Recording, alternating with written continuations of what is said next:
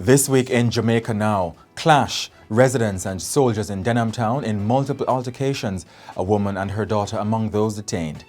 On the hunt, the police are searching for a man linked to the $600 million drug and cash seizure in Montego Bay in April. A mystery. How did a 20-year-old St. James mother end up dead? And where is her common-law husband? And it's back. The Clansman One-don Gang trial has resumed after a 7-week break.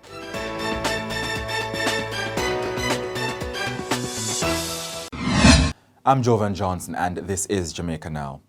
Pressure is building in Denham Town, Kingston, as more clashes between residents and members of the Jamaica Defence Force broke out in the area, now under a zone of special operations. Human rights group Jamaicans for Justice says it is deeply troubled by the developments and what it calls excessive use of violence against the residents. Tensions have been high since the controversial fatal shooting of 32-year-old Glenn on April 16.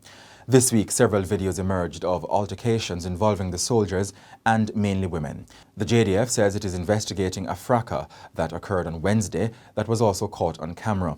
Residents have accused the soldiers of using excessive force.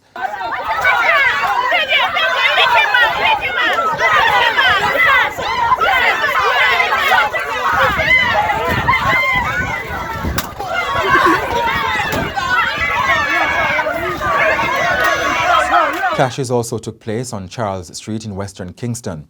2 women, a mother and a daughter, were taken into custody. A pregnant woman was also involved in the brawl.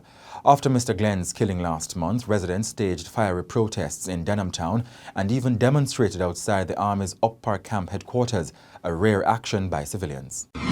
The police are on the hunt for Presley Bingham, otherwise called Pressa, whom they say can help in their investigations of the $600 million cash and drug seizure in St. James on April 26. Mr. Bingham is of a Toredo Drive address in the parish and has been urged to immediately report to the Narcotics Division in Kingston. The police say Mr. Bingham owned and occupied the house in Coral Gardens, Montego Bay, where $3.8 million in cash and 30,000 Canadian dollars for a total of 592 million Jamaican dollars and cocaine were seized. Mr. Bingham was arrested by local narcotics police in July 2009, but an effort to have him extradited to the United States failed a year later. The police turned their attention to the house after arresting 46-year-old businessman Oral Johnson on reasonable suspicion of breaches of the Dangerous Drugs Act. Approximately 24 pounds of cocaine with a street value of $82.5 million was allegedly found in a car he was driving in the Coral Gardens area, also on April 26.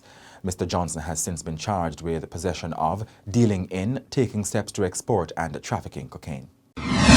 The Hanover police are probing whether gang activities have taken root at the Hopewell High School in the parish after a bloody bust-up involving students on Tuesday. The brawl resulted in the premature suspension of classes.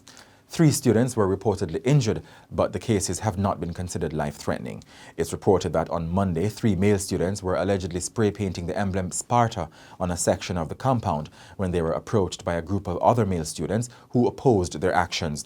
Stones and other weapons were reportedly drawn in an ensuing clash, which resulted in 3 of the students receiving injuries. Head of the Hanover Police Division, Superintendent Sharon Beepot, said the boys are believed to be relatives of an incarcerated entertainer. The Clansman One-don Gang trial has resumed after a 7-week break. Expert witnesses spent much of the week providing details about the secret phone recordings involving gang members that have been admitted into evidence. A policeman who had custody of the phones insisted that the recordings were not compromised.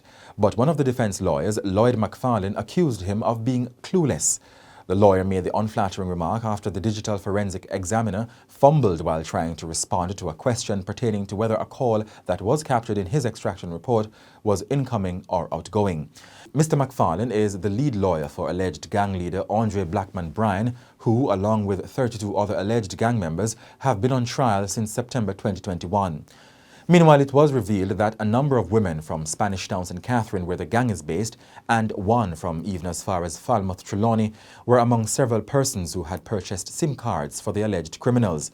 The expert used evidence to show that some of the defendants had multiple numbers, including Mr. Bryan, who had 4, and City Puss, who had 5, even though they were both behind bars at the time. The British Virgin Islands has a new Premier, Dr. Natalia Wheatley. He was sworn in on Thursday, a few hours after the House of Assembly passed a no-confidence resolution to revoke the appointment of Andrew Fahey as Premier. The 51-year-old was arrested on April 28 during an undercover drugs operation in Florida.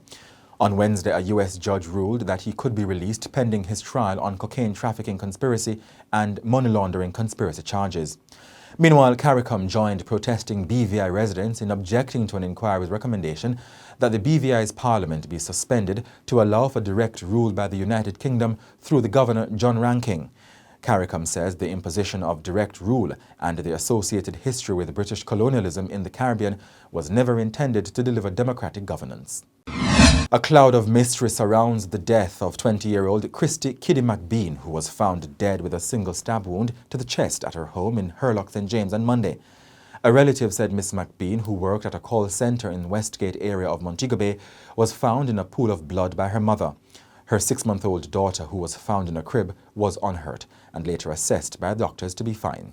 It is theorized that the infant had not eaten since last Saturday, when her mom was believed to be left for dead. The police have named Miss McBean's common-law husband, David Brown from Catherine Hall in St. James, as a person of interest in the case. And that's it for this edition of Jamaica Now, your weekly review of the big news stories. Send us your comments at onlinefeedback@gleanerjm.com. Follow us on Twitter and Instagram at Jamaica Gleaner and on Facebook at Gleaner Jamaica.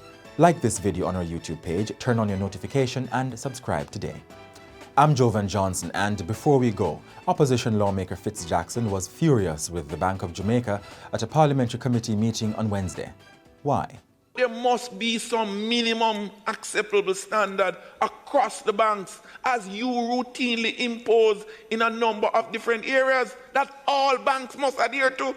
Because you are the regulator.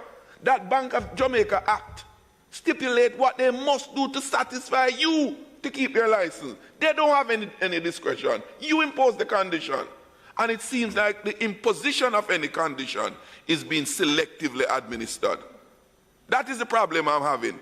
And where you have cases, you tell me, for example, about the FIC policy contemplation. The Minister of Finance, former Minister of Finance in this House, February 13, 2018, tell it was coming. 4 years later, nothing has happened. And while nothing has happened, the depositors have to continue to pay those fees. Why is it that anytime any law to be changed to benefit the banking system, it rushes through the parliament and it is done? BOJ table all kind of regulation from time to time because there's an exigency. But anytime anything to benefit the ordinary depositors out there, it creeps through the pipeline and it will get done. We're working on it. We're considering this for years. And anything to benefit the banks, it rushes through the parliament. Why the unequal treatment? Aren't the people of the depositors as important too? If I can say after this. Once again, let me be clear. If I am taking you on as a customer, I, the bank, have the sole responsibility to get from you the data that I consider to be appropriate, because it is my correspondent banking relationship that is at risk. BOJ can't tell them what to take and what not to take, because in the event they take somebody on that turns out to be a terrorist risk or a money laundering risk, BOJ is not indemnifying them.